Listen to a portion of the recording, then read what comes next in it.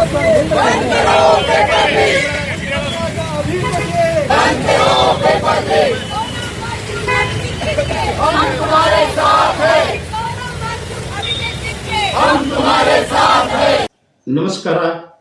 ನಮ್ಮ ಬೆಳಗಾವಿ ಜಿಲ್ಲೆಯ ಎಲ್ಲ ಜನತೆಗೆ ಮತ್ತು ಕರ್ನಾಟಕ ರಾಜ್ಯದ ಜನತೆಗೆ, ನಮ್ಮ ಭಾರತ ದೇಶದ ಜನತೆಗೆ ಇವತ್ತು ನಾನು 2-3 ದಿವಸ ನಾನು ಎಲ್ಲ ನ್ಯೂಸ್ ಅನ್ನು ನೋಡ್ತಾ ಇದ್ದೀನಿ, ಎಲ್ಲ ಕೇಳ್ತಾ ಇದ್ದೀನಿ.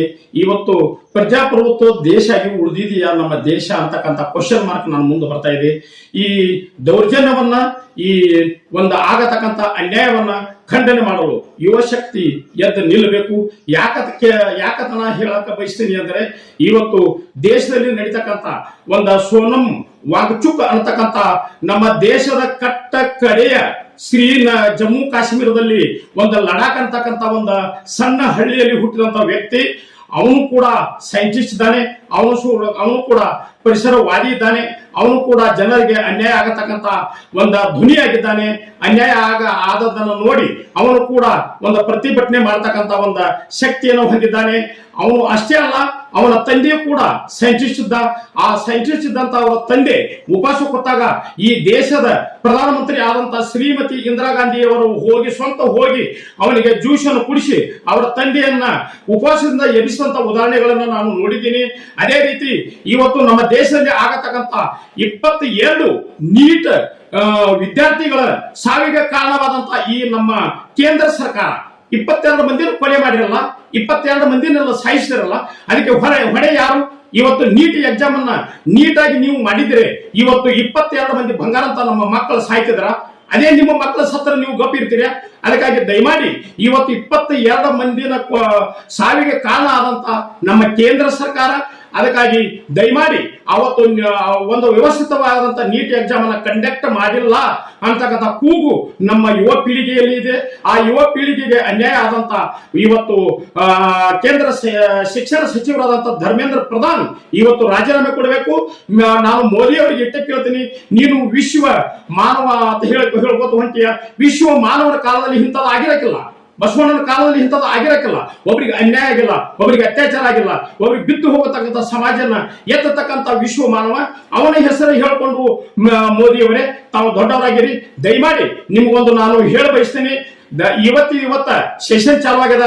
ಧರ್ಮೇಂದ್ರ ಪ್ರಧಾನನ್ನ ಬೀಸಾಕ ಹಾಕಿ, ಅವನಿಗಿಂತ ಶಾಣ್ಯಾರ ಎಜುಕೇಶನ್ ಮಂತ್ರಿ ಅವರು ಇದ್ದಾರೆ, ದಯಮಾಡಿ ಅವನನ್ನು ಬೀಸಾಕ ಹಾಕಿ ಮೋದಿ ಅವರೇ ತಾವು ಇವತ್ತು ಸೋನಂ ಒಂದು ವಾಂಗ್ಚುಕ್ಕೆ ಯಾವ ಆಸ್ಪತ್ರೆ ಅದಾನ ಅಲ್ಲಿ ಹೋಗಿ ಅವನಿಗೆ ಜ್ಯೂಸ್ ಕುಡಿಸಿ ಅವನನ್ನು ಉಪವಾಸದಿಂದ ಎಬ್ಬಿಸಬೇಕು. ಯುವ ಪೀಳಿಗೆಗೆ ನೀವು ನಿಲ್ಲಬೇಕು.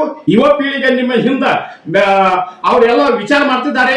ನೀವು ಈ ಪ್ರಜಾಪ್ರಭುತ್ವ ನಡೆಸ್ತಿದಿರೋ ಏನ ಹಿಟ್ಲರ್ ಆಡಳಿತ ನಡೆಸ್ತಿದಿರೋ ಅಂತಕ್ಕಂಥ ಯುವ ಪೀಳಿಗೆ ಮುಂದೆ ಎಲ್ಲ ಪ್ರಶ್ನೆ ಇದೆ. ದಯಮಾಡಿ ನೀವು ಮೋದಿಯವರೇ ಇವತ್ತಿನ ಸೆಷನ್ದಲ್ಲಿ ಅದನ್ನ ಆಕ್ಷನ್ ತೆಗೆದುಕೊಳ್ಳಬೇಕು. ಇವತ್ತು ನೀವು ಯುವ ಪೀಳಿಗೆ ಎದ್ರೆ ಏನು ಆಗದ ಅನ್ನೋದು ತಮ್ಗೆ ಗೊತ್ತದ. ನೇಪಾಳದವ್ರಿಗೆ ಏನದ, ಒಬ್ಬ ಯುವ ಪೀಳಿಗೆ ಒಂದು ಜೂಮ್ ಒಂದು ಮೊಬೈಲ್ ಜಾಮನ್ನ ಬಂದ್ ಮಾಡಿ ಕೊಡಿಸಿದ. ಅದಕ್ಕಾಗಿ ದಯಮಾಡಿ ನೇಪಾಳದವರೇ ತನ್ನ ಅಧಿಕಾರವನ್ನು ಕಳೆದುಕೊಂಡಂತ ಪರಿಸ್ಥಿತಿ ಬಂತು. ಅದಕ್ಕಾಗಿ ಈ ದೇಶದ ಪ್ರಧಾನಮಂತ್ರಿಗೆ ಹೇಳ್ತೀನಿ, ಯುವ ಪೀಳಿಗೆಯನ್ನು ವಿರುದ್ಧ ಹಾಕಿಕೊಳ್ಳಕ್ಕೆ ಹೋಗಬೇಡಿ. ಇವತ್ತು ಸೋನಂ ವಾಂಗ್ಚುಕ್ ಮಾಡಿದಂತ ಕೃತಿಗಳನ್ನು ನಾನು ನೋಡಿದ್ದೀನಿ, ಇವತ್ತು ನಾನು ಓದಿದ್ದೀನಿ, ನಾನು ತಿಳಿದುಕೊಂಡಿದ್ದೀನಿ. ನಾನೊಬ್ಬ ಸಾಮಾನ್ಯ ನಾಗರಿಕನಾಗಿ ನಾನು ಹೇಳ್ತೀನಿ, ಒಬ್ಬ ಬೆಳಗಾವಿ ಜಿಲ್ಲೆಯ ನಾಗರಿಕನಾಗಿ, ಒಬ್ಬ ವಕೀಲನಾಗಿ ಹೇಳ್ತೀನಿ.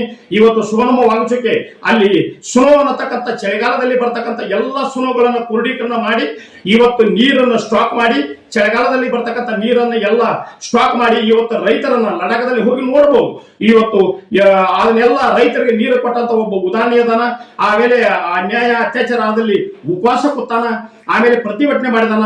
ಇವತ್ತು ಅವನ ಲಡಾಖ ಇವತ್ತು ನಮ್ಮ ದೇಶದಲ್ಲಿ ಇರಬೇಕು ಅಂತಕ್ಕಂಥ ಹೋರಾಟದಲ್ಲಿ ಭಾಗಿಯಾಗಿದ್ದಾನ.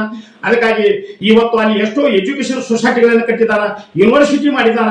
ಅದಕ್ಕಾಗಿ ದಯಮಾಡಿ ಅಂತವಾಗ ಅನ್ಯಾಯ ಮಾಡಬಾರದು. ಇವತ್ತು ನಿನ್ನೆ ನೋಡ್ತಕ್ಕಂಥ ನೀವು ಏನು ದಿಲ್ಲಿ ಪೊಲೀಸರ ಗುಂಡಾಗಳನ್ನ ಕಳಿಸಿ, ಗುಂಡಾಗಳು ನಾನು ಹೇಳ ಬಯಸ್ತೀನಿ, ಪೊಲೀಸರ ಗುಂಡಾಗಳನ್ನ ಕಳಿಸಿ ಅವನನ್ನು ಯಾವ ತರ ನೀವು ಎತ್ತಿ ಓದಿರಿ ಅಂದ್ರೆ ಒಂದು ಸತ್ತ ನಾಯಿ ಕತೆ ಎತ್ತಿ ಓದಿರಲ್ಲ ಸ್ವಾಮಿ. ನಿಮ್ಮ ಜನಕ ಚೀತು ಅನ್ನಬೇಕು, ನಿಮ್ಮ ಜನಕ ಚೀತು ಅನ್ನಬೇಕು. ಅವನನ್ನ ಹೋಗಿ ಕುಂತು ಮಾತಾಡಿ ಒಂದು ಟೈಮ್ ಕೇಳಿದ್ರೆ ಟೈಮ್ ಕೊಡ್ತಿದ್ರು. ಏನು ದೊಡ್ಡ ಮಾತಾದು? ಅದಕ್ಕಾಗಿ ದಯಮಾಡಿ ಇವತ್ತು ಒಂದು ಸೋನಮ್ಮ ವಾಂಗ್ಚುಕ್ಯನ ನಿನ್ನೆ ಪೊಲೀಸರು ಮಾಡಿದಂತ ಘಟನೆ ನೋಡಿದ್ರೆ ನಮಗೆಲ್ಲ ನಾಚಿಕೆ ಬರ್ತಕ್ಕಂಥ ವಿಷಯ ಇದು. ನಮ್ಮ ದೇಶದ ಪ್ರಜಾಪ್ರಭುತ್ವದಲ್ಲಿ ನಮ್ಮ ಪ್ರಜಾಪ್ರಭುತ್ವವನ್ನ ಕೊಲೆ ಮಾಡ್ತಕ್ಕಂಥ ಒಂದು ಸಂದರ್ಭ ನಿನ್ನೆ ನಿರ್ಮಾಣ ಮಾಡಿದಿರಿ. ಇವತ್ತು ನಿನ್ನೆ ರಾತ್ರಿ ಎಲ್ಲ ಇವತ್ತು ಪೊಲೀಸರು ಏನು ಹಂಟ್ ಹಾಕ್ಯಾರ ಅಂದ್ರ ಒಂದು ಒಡೆದ ಗಾಡಿ ತಂದು ನಿಲ್ಸಾರ ಅಲ್ಲಿ. ಅಂದ್ರೆ ಈ ಸ್ಟ್ರೈಕ್ ಮಾಡಾರ ಆ ಗಾಡಿ ಹೊಡೆದಾರ. ಇವತ್ತು 2 ಟ್ರಕ್ ಕಲ್ಲುಗಳನ್ನು ತಂದು ನಿಲ್ಸಿರಿ. 2 ಪೊಲೀಸರು ತಂದು ನಿಲ್ಸಾರ ಕಲ್ಲುಗಳನ್ನು. ಇವತ್ತು ಸಿವಿಲ್ ಡ್ರೆಸ್ ಮೇಲೆ ಆ ಪೊಲೀಸರು ಕಲ್ಲುಗಳನ್ನ ಯಾವ ಸ್ಟ್ರೈಕ್ ಹೋಗ್ತದ ಆ ಸ್ಟ್ರೈಕ್ ಮೇಲೆ ಕಲ್ಲುಗಳನ್ನು ಒಗೆದು ಇವತ್ತು ಏನೋ ಹಸಿರು ವಾಯು ಲಾಠಿ ಚಾರ್ಜ್ ಮಾಡ್ತಕ್ಕಂಥ ಹುನ್ನಾರವನ್ನು ನೀವು ಹಾಕಿದಿರಲ್ಲ ಮೋದಿಯವರೇ, ಇದು ಶಾಪ ತಟ್ಟದ. ಈ ಭಾರತ ದೇಶದ ಯುವ ಶಕ್ತಿ ಏನದ, ಯುವ ಶಕ್ತಿ ಒಮ್ಮೆ ಎದ್ದು ನಿಂತು ಅಂದ್ರೆ ನಿಮ್ಮ ಸರ್ಕಾರ ನೇಪಾಳ ದೊರೆಯಂತೆ ಆಗ್ತದ ಅಂತ ಹೇಳಿ ನಾ ಬಯಸ್ತೀನಿ. ಇವತ್ತು ಸೋನಮ್ಮ ಒಂದು ವಾಂಗ್ಚುಕ್ಕೆ ಅವರಿಗೆ ಆಸ್ಪತ್ರೆಗೆ ಹೋಗಿ ಮೋದಿಯವರ ನೀವು ಅವನಿಗೆ ಒಂದು ಜ್ಯೂಸ್ ಕುಡಿಸಿ ಅವನು ಎಬಿಸಿ ಪ್ರಧಾನಿಯನ್ನ ಇವತ್ತು ಧರ್ಮದ ಪ್ರಧಾನಿ ಏನದ ಅವನು ರಾಜೀನಾಮೆ ಬೇಸಾಕ ಹಾಕ್ಬೇಕಂತ ನಾ ಕೇಳ್ಬೋದು.